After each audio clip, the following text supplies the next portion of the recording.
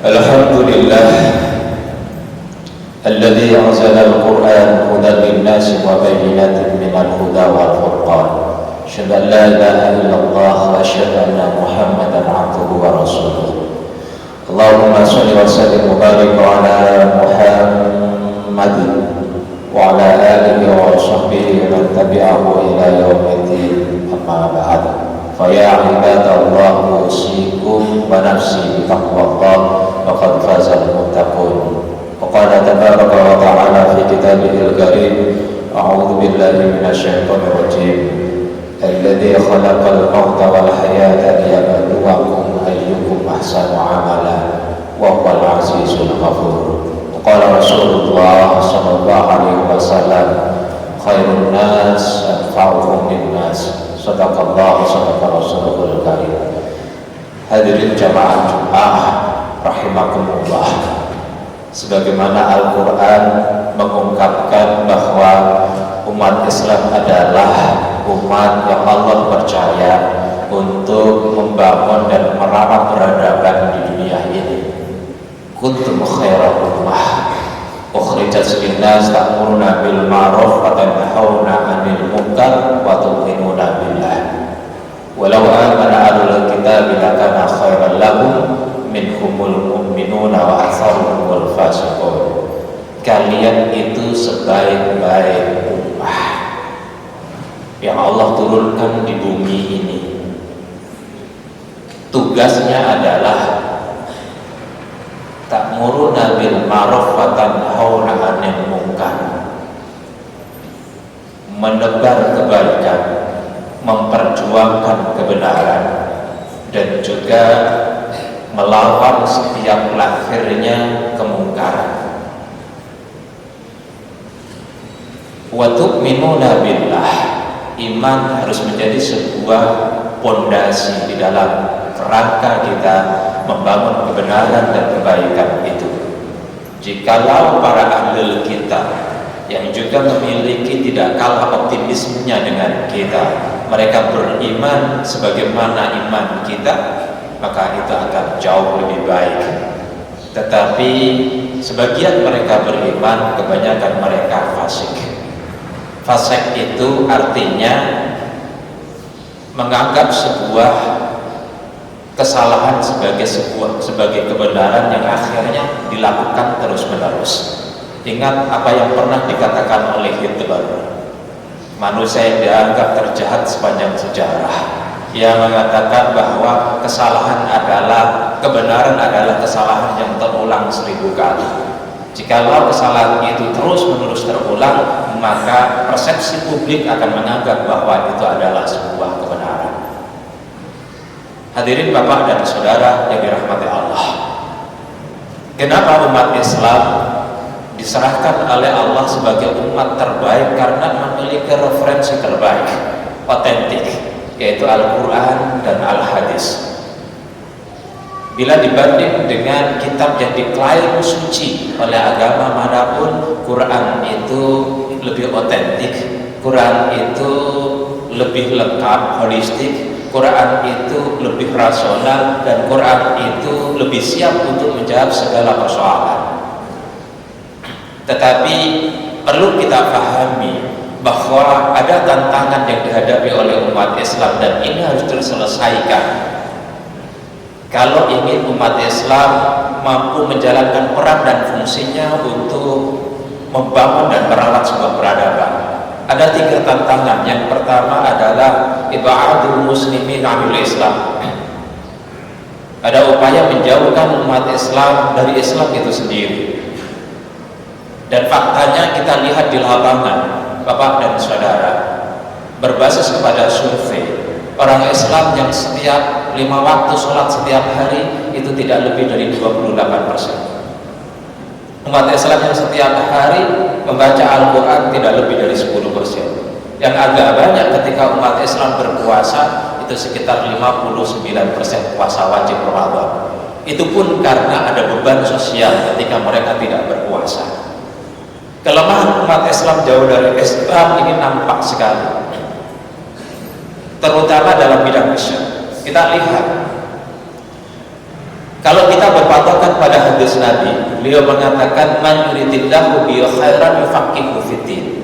Barang siapa yang Allah inginkan orang itu baik, komunitas itu baik, people, masyarakat itu baik, bangsa itu baik, yufaqihu fiddin.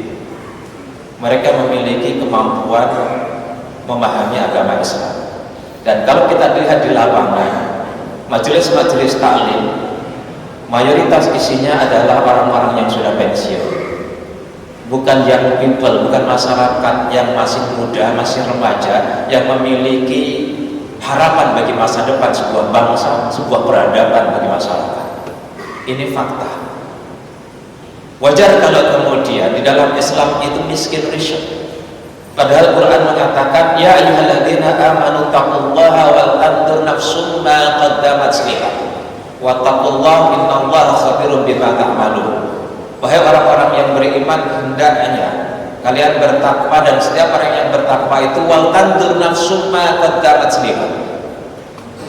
Ma qaddamat itu data yang sudah ada dari histori sosial, histori manusia, lihat dalam rangka merencanakan masa depan. Tidak akan pernah efektif kita merencanakan masa depan jikalau kita tidak memiliki data hasil riset dari masa lalu kita. Ketika kita tidak mau melakukan identifikasi terhadap persoalan, tidak mungkin persoalan bisa diselesaikan kalau kita tidak melakukan identifikasi masalah. Dan ini diajarkan dari S1, mulai identifikasi masalah dalam S2, dalam tesis, kemudian S3, terutama dalam disertasi. Ada identifikasi masalah, tapi di real life, kehidupan yang nyata adalah identifikasi masalah dalam kehidupan sehari-hari kita. Kalau itu tidak pernah kita temukan, yang dalam bahasa agama disebut dengan taubah, kalau itu tidak kita temukan, maka jangan pernah kita akan mampu merubah masa depan secara efektif. Ini Quran yang perintahkan, wal tanzur nafsum ma qaddamat lighad. Ini ayat risyad, dan umat Islam lemah di bidang risyad. Contoh di majelis taklim misalnya, atau di Jumatan ini, dari sejumlah masyarakat di sekitar ini, berapa persen yang Jumatan? Berapa persen Jumatan karena girah dari diri sendiri atau karena takut sanksi sosial? Apakah kemudian ketika Jumatan betul-betul serius ingin mendapatkan konten dari ceramah atau sekedar memenuhi kewajiban? Ketika ini ada hasil riset, maka kita memiliki kemampuan untuk melakukan sebuah perubahan. Tapi kalau tidak ada, maka sulit. Inilah kesulitan para mubaligh, para ustadz, para kiai ketika hadir di majelis taklim, hadir di masjid-masjid. Mereka tidak memiliki data. Bagaimana mau melakukan perubahan kalau data tidak memiliki? Hadirin Bapak dan Saudara, ini tantangan yang pertama. Tantangan yang kedua adalah at-tafarruq bainal muslimin. Ada pecah belah antar umat Islam. Hanya masalah-masalah furu'iyah, masalah-masalah terkait dengan pilihan politik, masalah-masalah dengan perbedaan organisasi dan lain sebagainya. Padahal hadis Nabi jelas mengatakan, barang siapa yang mati dalam keadaan fanatisme atas organisasi, mata alal jahiliyah, itu mati dalam keadaan bodoh. Artinya apa? Fanatisme seringkali membuat kita tidak cerdas, tidak bersikap rasional, tidak berpikir objektif. Kenapa? Karena ada beban ideologi organisasi, beban ideologi-ideologi yang lain. Inilah yang seringkali menciptakan at-tafarruq bainal muslimin, perpecahan di antara umat Islam, beda kunut, beda NU Muhammadiyah, beda macam-macam, akhirnya menciptakan sebuah konflik yang tidak substansial. Hadirin Bapak dan Saudara yang dirahmati Allah Subhanahu wa taala. Pada akhirnya umat Islam terjebak pada sesuatu yang bersifat reaktif tapi tidak proaktif. Tidak berpikir jangka panjang, 5 tahun, 10 tahun, 50 tahun yang akan datang, Indonesia yang mayoritas beragama Islam akan seperti apa peradabannya, umat Islam di mana mengambil peran dan berkontribusi di situ. Tidakkah Rasulullah mengatakan khairun nas anfa'uhum linnas? Sebaik-baik manusia yang memberi manfaat besar bagi umat. Kecil manfaat kita berarti kecil iman kita. Tidakkah di dalam sholat diajarkan kepada kita pertama takbir? Takbir adalah merupakan sebuah proses perjalanan ke Mi'raj, ke Sidratil Muntaha. Kemudian kita salam, ada tanggung jawab yang kita emban dari Allah untuk membangun sebuah peradaban. Semua ibadah makhluk tanpa terkecuali diawali selalu adalah perjalanan ke Mi'raj, kemudian memiliki impact terhadap lingkungan sosial kita. Tanpa itu sesungguhnya iman kita adalah sebuah dusta, begitu kata Al-Quran. Yang ketiga adalah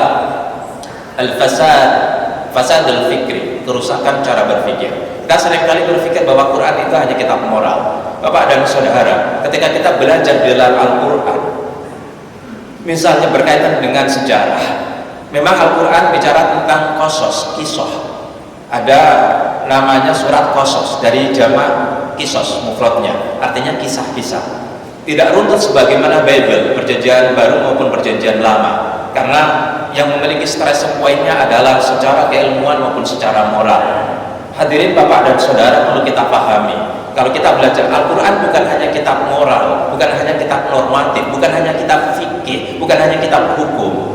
Tapi Al-Quran, kalau kita membaca kitab Muqaddimah Ibnu Khaldun, di situ Bapak sosiolog Indonesia, Bapak sosiolog dunia, kita akan menemukan banyak ilmu-ilmu sosiologi di sana. Jauh sebelum fungsionalisme struktural dilahirkan oleh Robert Merton,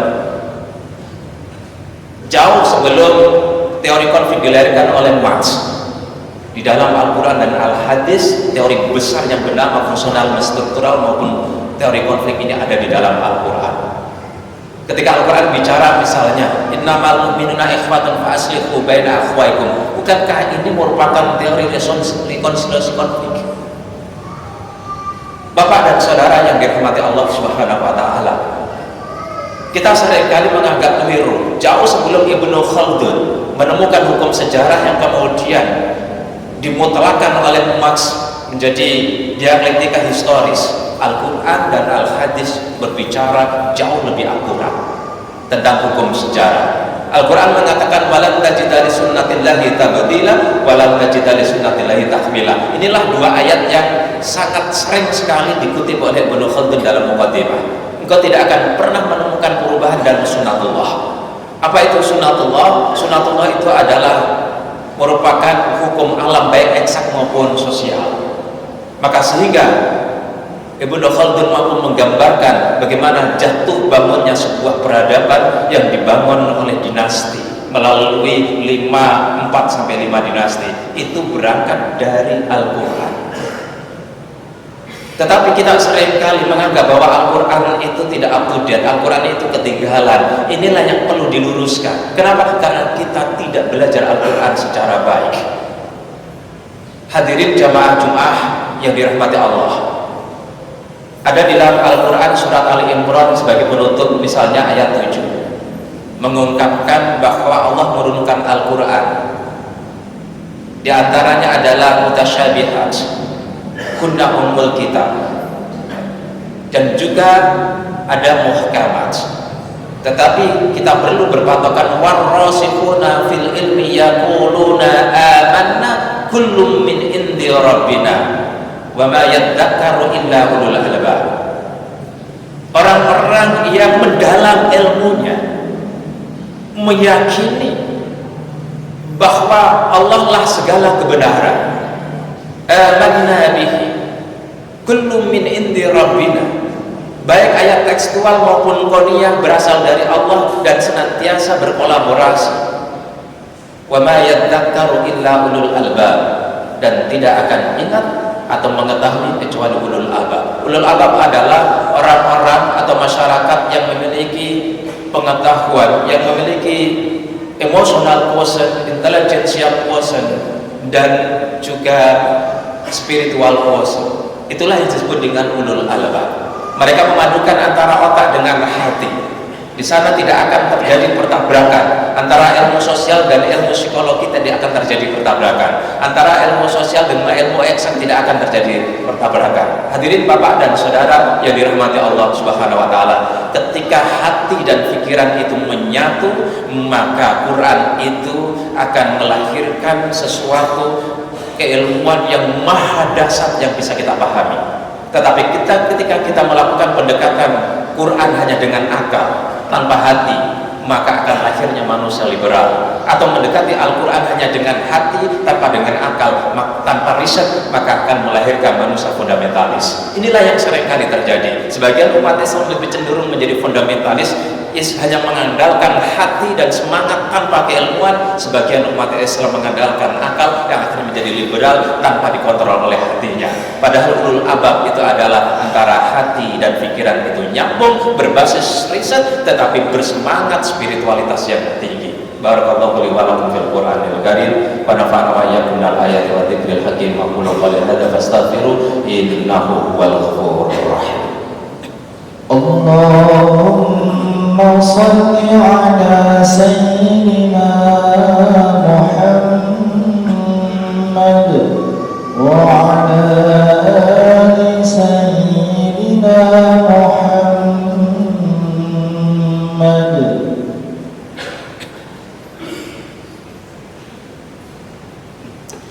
Alhamdulillahilladzi hadana li hadza wa ma kunna linahtadiya laula an hadana Allah. Asyhadu an la ilaha illallah wa asyhadu anna Muhammadan abduhu wa rasuluh. Allahumma shalli wa sallim wa barik ala Muhammadin wa ala alihi wa sahbihi wa man tabi'ahu ila yaumiddin, amma ba'd. Ya ayyuhalladzina amanu taqullaha haqqa tuqatih wa la tamutunna illa wa antum muslimun wa atasimu bihablillahi jami'an wa la tafarraqu. Al-ayat. Sadaqallahul adzim. Hadirin jamaah Jumat yang dirahmati Allah, mari kita memunajat kepada Allah, berdoa bersama-sama. Semoga Allah senantiasa bimbing dan tunjukkan untuk kita jalan yang terbaik.